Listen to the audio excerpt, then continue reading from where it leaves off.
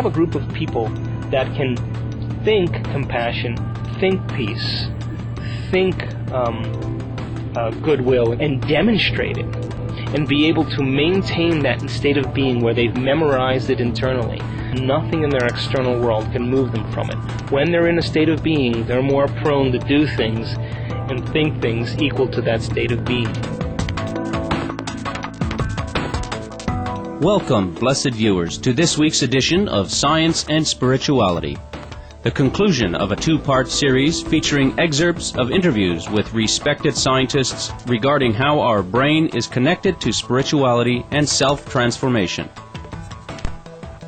The brain contains a massive and complex neural network with approximately 100 billion nerve cells. It monitors and regulates key body functions such as breathing and heart rate, receives sensory information, manages physical motion like walking and talking, and is involved in reasoning and dreaming. The major parts of the brain are the hindbrain, which has the cerebellum and brainstem, the midbrain, and the forebrain, which has the diencephalon and the cerebrum. During much of the modern era, mainstream science has avoided focusing on spirituality in neurological research. However, in recent years, there have been an increasing number of studies regarding how the human brain functions and reacts during meditation, prayer, near-death experiences, and when one is engaged in focused, constructive thinking. Newberg, the person who did the studies of the Buddhist monks and meditators, got qualitative descriptors of what these people felt like during their most advanced stages of meditation. And they said, I feel unconditionally loved. I do not feel a sense of the self. I feel like I am totally connected to the universe. So I would say that is kind of like the overall spiritual transcendence. And if you think of what the term transcendent means, it means to go beyond the self, which really fits with the neuropsychological studies. It has been well documented that regular meditation changes the way the brain functions. Thanks to the development of state-of-the-art tools, neuroscientists now better understand the role of the brain. Some of the many instruments they use include RCBF, or regional cerebral blood flow, real-time MRI, or magnetic resonance imaging, MEG, or magnetoencephalography, and improved EEG, or electroencephalography. In the study, they did these SPECT scans with Buddhist meditators and Franciscan nuns, and that shows what parts of the brain get blood flow. And when these Buddhist monks kind of were at their most heightened state of awareness, they pushed a button, they took a picture of the blood flow of the brain, and same with the nuns. And what happened? Parts of the frontal lobe became very active, parts of the parietal lobe became very active, and then the right parietal lobe shut down, so it got less blood flow. Meditation is the process of knowing yourself, understanding who you are, and because we have such a large frontal lobe, we can observe our own thoughts, our own actions, and our own behaviors, and that concept in neuroscience is called metacognition. A number of brain imaging studies showing that, for instance, patients suffering from clinical depression or obsessive-compulsive disorder, when they start meditating and doing what we call metacognition, which is to take a distance from your own thoughts, your own beliefs, your own emotions, then it's possible to change the functioning of the brain. The benefits of meditation are immense. Scientific studies have shown that practicing meditation leads to lowering of heart rate, chronic pain alleviation, and erasing of negative thinking. A recent study found that long-time practitioners have significantly larger volumes of the right hippocampus and increased gray matter in the right thalamus, left interior temporal gyrus, and right orbital frontal cortex, as compared to the rest of the population. Interestingly, all of these regions are associated with control of one's emotions, and researchers feel that this may be an explanation for the emotional stability seen in those who meditate. So The process of meditation requires unlearning and relearning, or what neuroscience calls pruning synaptic connections and sprouting new connections. Because we can do that, it allows us to modify and change our behavior so that we can do a better job in life. You really can't change the way certain brain structures function and brain networks underlying all sorts of negative emotional states. While our daily thoughts may seem to be inconsequential, this is far from the case. Our thinking literally has the power to change our genes.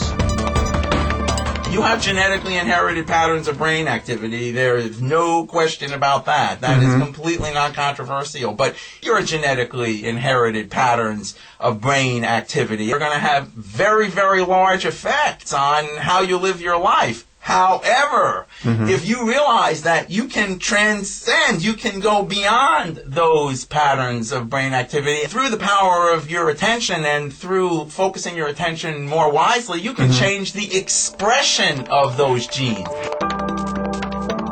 When Science and Spirituality returns, we will continue to examine the brain's role in spirituality and affecting self-transformation. Please stay tuned to Supreme Master Television.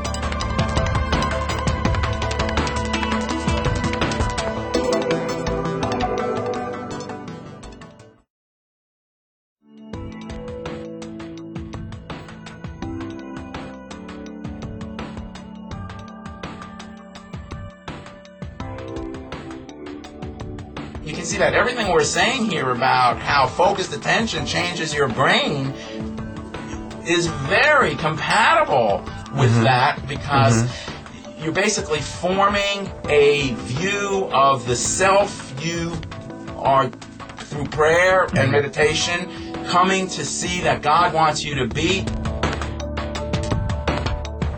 Welcome back to Science and Spirituality, featuring distinguished scientists speaking about how the brain is interrelated with spirituality and can be remapped to significantly change our physical and mental state.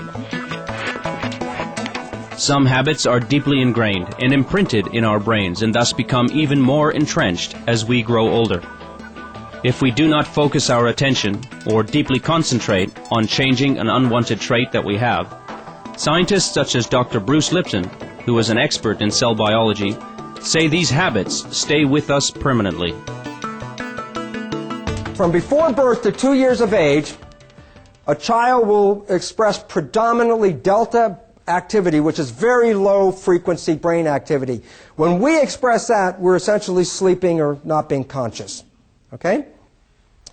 And it doesn't mean the child's unconscious, like knocked out.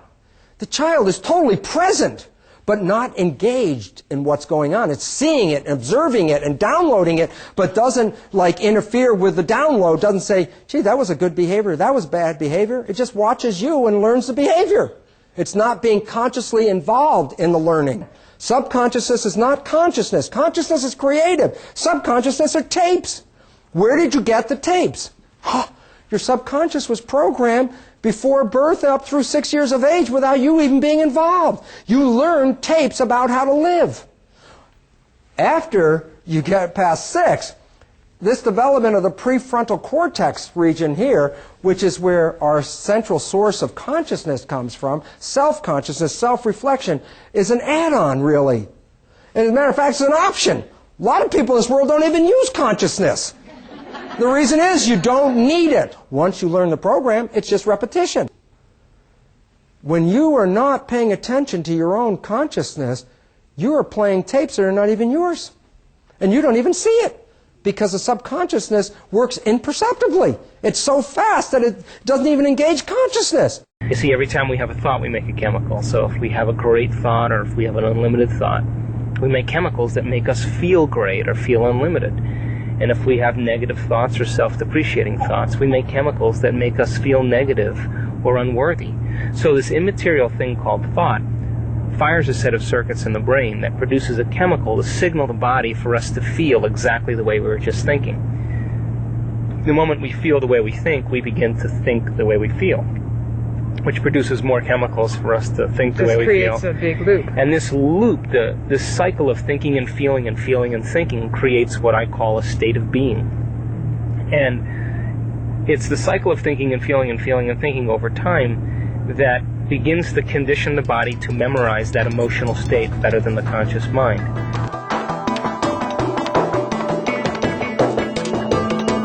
The power of thought can affect the brain to such a degree that if one's thoughts are continually not on a constructive level, it and the entire bodily system can be affected in a very negative way. By contrast, if our thoughts and attitude are positive, our brain reacts differently, and our body is healthier, and outlook on life is sunnier.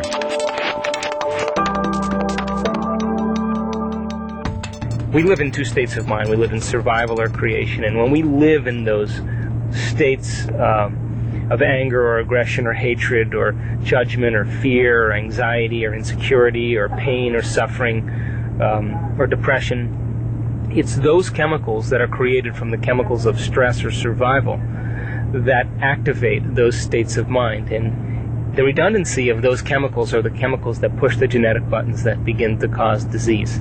If your thinking and feeling has been negative for the last 20 years, your mind may be thinking positively, but your body is remembering being negative.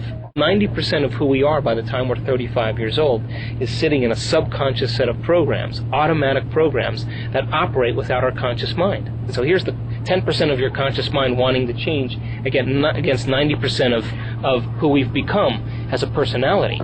So we have to learn how to get into the operating system. It takes going past the analytical mind to be able to do that, and that takes practice. Our sincere gratitude goes to the notable scientists featured today for sharing their insights on the brain, mind, and consciousness. We wish all of them success in their further study of the brain and how self-transformation and spiritual experience are related to this fantastic organ. For more information on the scientists on today's program, please visit the following websites. Dr. Mario Beauregard, mappageweb.umontreal.ca/Beaureg-M. Dr. Joe Dispenza, www.drjoedispenza.com. Dr. Brick Johnstone, www.telerehab.net/johnston.htm. Dr. Bruce Lipton, www.brucelipton.com. Dr. Jeffrey Schwartz, www.jeffreymschwartz.com. Thank you, intelligent viewers, for your company on today's episode of Science and Spirituality. Coming up next is Words of Wisdom after noteworthy news here on Supreme Master Television. May our planet always be united by love and grace.